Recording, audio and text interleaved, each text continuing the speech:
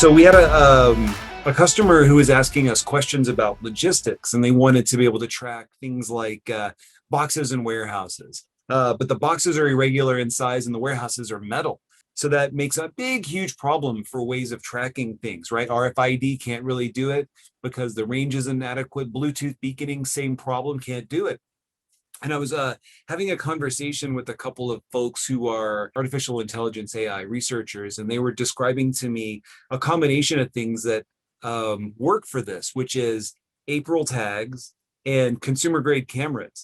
So hang on. So this is not an area that I'm terribly conversant on. I don't even know what an April tag. What the heck's an April tag? An April tag is like, you know, those Q codes, the QR codes now that you see when you go to the store or to a restaurant or something, so that you can look at a menu.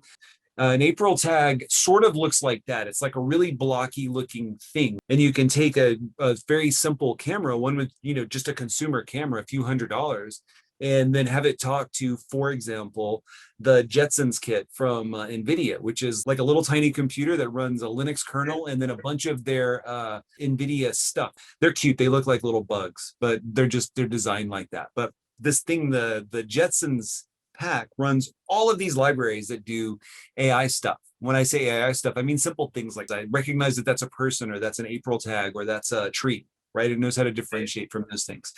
Point is, you can get this AI stuff that knows how to read the input from a camera and make determinations about what it is, and use that to say, aha, 47 of your 102 packages are in this facility because I saw the April tags when they went screaming by here on a forklift or whatever. And an April tag itself is something you print on a printer. It's almost free.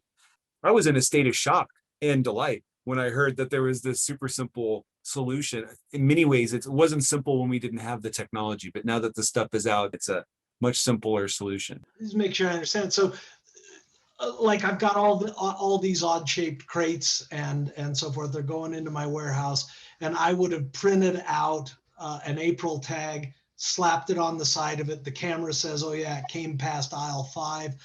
Is that kind of how it works? Yeah. So maybe on every aisle, or maybe you put a camera on a robot that just zips through there to take an inventory once a day. I mean, I myself have a consumer grade robot from a company that makes drones that could easily accomplish this. Like, I mean, you could program it to just run through like a Roomba, and it could zip through the thing. Now, my kids and I use it for something else. We use it to play games with April tags, which, and the game is go find the number 3 and then shoot it.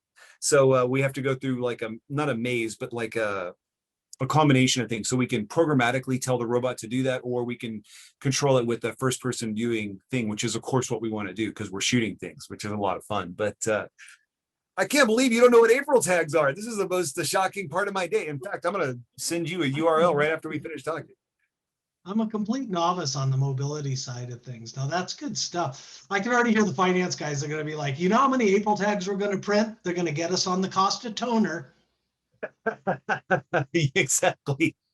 Exactly. That's a good point. How do you calculate my return on investment for printing a stack of April tags? Oh.